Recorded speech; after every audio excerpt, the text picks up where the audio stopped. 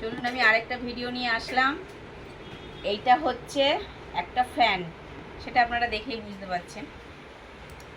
ষষ্ঠীতে মাকে কি দেব মাকে জিজ্ঞেস করলাম। মা বলল মায়ের অনেক কাপড় আছে, কেন আমি তো সব জানি মার কত কাপড় আছে। এখন মা বলছে কাপড় নেবে না, তাহলে কী দেওয়া যায়। এবার রান্নাঘরে প্রচুর গরম, তা সেই জন্য আমি আর তোমাদের দাদাভাই ঠিক করলো যে ঠিক আছে তাহলে মাকে তাহলে একটা ফ্যান দেওয়া যাক, যেটা মার কাজে লাগবে। এবার রান্নাঘরে হলে সবারই সুবিধা, তাই হচ্ছে জামাইবাবুকে বলেছিলাম, টাকা দিয়ে দিয়েছিলাম, জামাইবাবু নিয়ে এসেছে, কালকে দিয়ে গেছে। চলুন এটা তাহলে একটু আনবক্সিং করে আপনাদের দেখাই।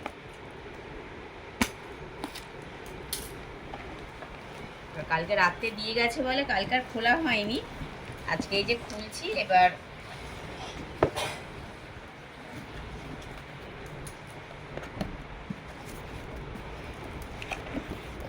ভালোও লাগবে, সবসময় সবসময় শাড়ি একঘেয়ে শাড়ি ভালো লাগে না, তাই মা বলল অন্য কিছু দে, নাহলে আমার মা তো নাহলে দিতেই হবে না শুধু বলছে। এবার বলুন তো না দিলে কেমন লাগে, একটা মনটা খুঁতখুত করে।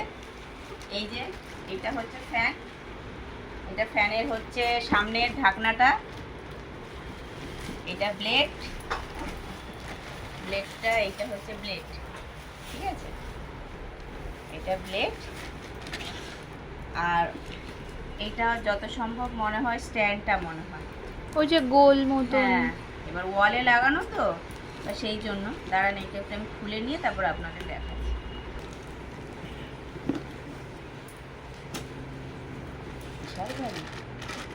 এই যে এইটা হচ্ছে ওয়ালে লাগানোর, এটা হচ্ছে স্ট্যান্ডটা, অনেকটা ভারী আছে এটা। ঠিক আছে, এখন আর ওই করো হ্যাঁ না। যাই হোক, এটা আমারও অনেক দিনের ইচ্ছা ছিল। এবার ওকে বলতে ও বললো ঠিক আছে তোমার যেটি ইচ্ছা তাহলে তাই করো, তাই জামাইবাবুকে বলতে নিয়ে এসেছে। এবার ফাইনালি ওকে ডাকবো, ওকে মানে হচ্ছে আমার ভাইয়েরই এক বন্ধু, সে আর কি ইলেকট্রিকের কাজ করে, ওকেই ডাকবো, ও এসে সেট করে দিয়ে যাবে। যেদিনকে সেট করব সেদিন তাহলে আপনাদেরকে দেখাবো। চলুন তাহলে, আর কেমন হাওয়া হয় সেটাও দেখাবো। তাহলে এখন যাই, এখন রাখি, টাটা।